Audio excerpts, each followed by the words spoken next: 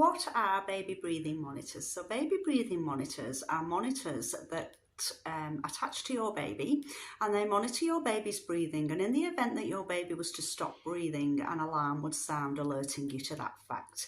Now, baby breathing monitors may be recommended to you by your paediatrician if your baby was born very prematurely, if they have lung issues, or if they have any breathing issues.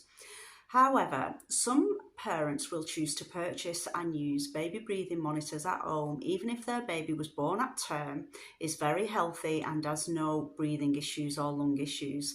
And the reason that they choose to use them is because they feel it will give them peace of mind, especially overnight, that if their baby was to stop breathing, they would be alerted to that fact.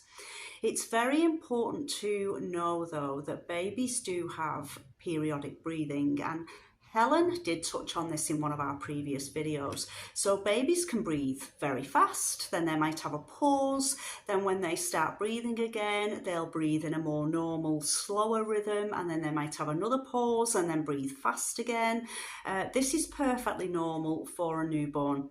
But during these pauses, especially if they're frequent pauses, they can cause the alarm on the baby monitor to sound, and this can cause quite a fright to parents because you will actually think that your baby stopped breathing when in actual fact it's just their normal breathing pattern. It's also very important as well that if your baby did stop breathing, so if the alarm sounded overnight and it was a true alarm and your baby wasn't breathing, it's very important that you actually know what to do in this situation. You need to be able to perform CPR on your baby. So I would recommend that whilst you're pregnant or in the very early days after you've had your baby, you attend a CPR class.